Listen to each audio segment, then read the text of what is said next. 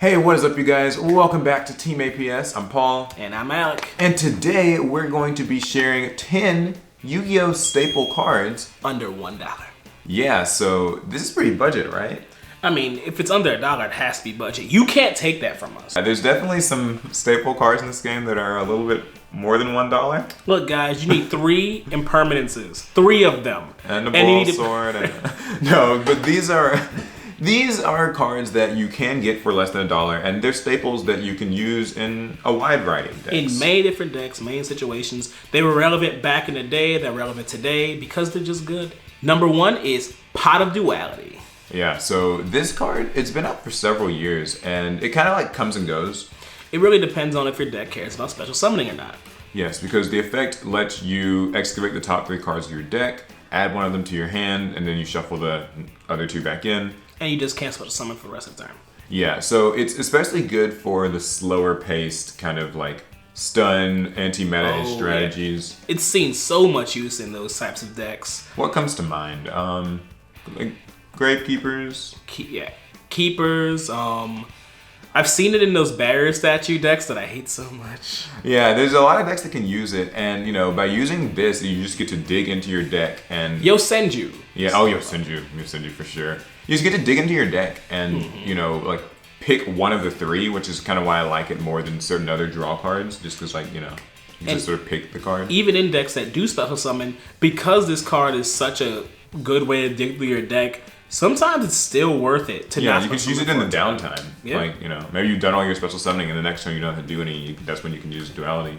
It's just such a good card that it'll be with us as long as Konami lets us have it. Card 2 is Effect Veiler. So this comes common and it is right at around $1, so it's a hand trap. Wasn't it our first hand trap? It was the first major one. There's like been DD Crow and stuff before it. Fair enough. But I mean, yeah, Effect Veiler is really good. From the GX era. Yeah, you pitch it, and you can negate a monster's effect on the field. It's a very simple effect. But only during the main phase. Yeah. Now, hand traps, there are plenty of different hand traps in the game. I think that Effect Veiler, though, covers a lot more bases than it's really given credit for. True. I mean, if your opponent's got something that, like, searches, right? There's plenty of Stratos things in the game. You can stop that. You can stop monsters that pop stuff or summon from the deck.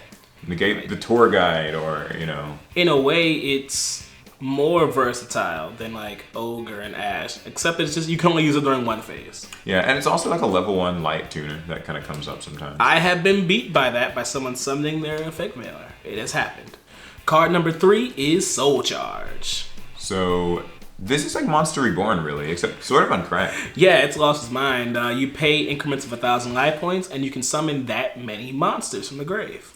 Yeah, it's a pretty simple card. You basically are exchanging life points for summons. You don't get to battle that turn. Yeah. But some decks can really make this insane boards even without like getting a battle phase. Especially in decks that love to set up a lot of negations and you know those lockdown decks. This is a blowout card. You know, you set up your little lock. Your lock. Your opponent picks it, and the next turn you soul charge them. They use up all their resources the first time. You're good. And a lot of times those decks that like cycle through many different cards to do their combo, if they happen to have soul charge, then you can like use the soul charge when the combo ends and like set up like almost like a second. Like it's crazy. Combo decks love soul charge. The 4th card is Solemn Warning. So it's funny. I never thought I would like actually be able to say this as like a card that's less than $1, but you know that is true because it's been reprinted a lot now. But because what Judgment went to 1. And then Warning was that was the one you ran. Yeah, and now it's just easy to get. And it negates summons. Yeah, it just anything that would summon. Yeah, if it would summon or does summon, it's negated. So this is like a staple, I think, in like most casual decks, I would say. You just want to have the 1 copy in your deck, and you can kind of negate most like any problematic monster. Hit the board. I would say right now in Yu-Gi-Oh, or maybe like the past few months, past few formats, traps haven't been great. But if you do run traps, this is one of the ones one of the first ones you could look at running. And when traps do come back to Yu-Gi-Oh, and it will, the game will eventually like come back around. This will see play again. Here's hoping. Speaking of good traps, the next card is Torrential Tribute. Yeah, and a really oldie but goodie. It's so satisfying. You know what it does. Yeah, your opponent summoned, or anytime a monster is summoned, actually, You flip the card and destroy everything. Yeah, it's really good board removal, and I mean, even in the old days of Yu-Gi-Oh, this was always a constant threat. If there was a set card, your opponent didn't want to overextend because they might trigger your Torrential Tribute, and you just clear the board. And it's totally worth it if you lose like one monster and they lose like everything. And at one point during Yu-Gi-Oh, they were very anti mass destruction. So Raigeki, Darkhold, they were on the chopping block, and Torrential was just sitting there like, hey. And now they've like brought it back to like 2 or 3 or whatever. So I mean, it's clearly it's not like an extremely problematic card in like the game. Like it's definitely healthy, and so I recommend getting it. Because I mean, even at higher levels of Yu-Gi-Oh, you get a Torrential flipped on you, you're not a happy camper. You're never a happy camper with Torrential. So the next card is a bit of something newer. It's Called by the Grave, a card that is actually making a pretty important meta kind of impact right now. It's so important, so good. Some would also say bad, but in a game full of hand traps, you definitely need it. So Called by the Grave lets you banish a card in the graveyard, a monster, and that monster's effects on the field and stuff are negated. And hand traps, you pitch them to graveyard, and everywhere. And then their effects activate, so you can just negate them. Yeah, it lets you stop Ash Blossom, it lets you stop Effect Veiler, Ghost Ogre, Ghost Spell, all of them. But it's also really good against like combo decks, things that use multiple copies of the same card. Oh yeah, because true. If they have one in grave already, you can go ahead and activate it, negate that, banish that monster from the grave, and it negates that monster's name's effects. So even the one on field is negated. Yeah, it's actually a really versatile card, and in a time when like we kind of hadn't been getting a lot of like versatile quick play spells, it I think really filled that gap effectively. And sometimes it's hard to find a place for this card in your deck because like playing hand traps, you're like, oh, what if my opponent doesn't play anything? Well, this card is pretty versatile. Yeah, the flexibility means you'll find a situation. And with the way people play hand traps now, I mean, you're gonna want to have some type of defense for it. The next card is Upstart Goblin, an oldie but a goodie. Yes, the young Upstart itself at one. Upstart Goblin has this big like kind of thing behind it where by running Upstart Goblin, you're running 39 cards in your deck. Which technically makes your deck more consistent. Yeah, not a huge percentage, but it does. As we know in Yu-Gi-Oh, you run 40 cards so that you can draw your best cards quickly, and with Upstart Goblin, you effectively are, because when you draw it, you'll just activate it and you draw another card. Mm-hmm. So you're thinning your deck immediately by 1. There was a time when this card was at 3 that you just ran 3 Upstarts. So mandatory. And the cost is like 1,000 life points to your opponent. And not much. And Upstart isn't just like a generally good card. There are actually decks it's even better in. I remember running it in Magic Bullets because sometimes you just need to activate a card behind a Magic Bullet to get their effects. That's great because I'm drawing and then I'm probably getting a search right after. And even in like a higher tier deck like Sky Strikers, it can be really useful just because you need to have copies of spells in your grave, so why not Upstart Goblin? Or maybe you're just building a deck and you're like, I've got 39 cards in here and I don't know what to put in this last spot. I like my list just fine. What do I put in this last spot? Upstart Goblin. You'll fill in that one last slot. So you don't have to think about it anymore, because sometimes you don't want to think when you're deck building. So next is Instant Fusion. Instant Fusion is Instant Fusion. Yeah, it has a picture of instant ramen on it. I always love that. So this card actually varies a bit from deck to deck, but it lets you summon a level 5 or lower fusion monster from your extra deck. At the cost of 1,000 life points. Yeah, it can't attack or anything. So why would this be useful?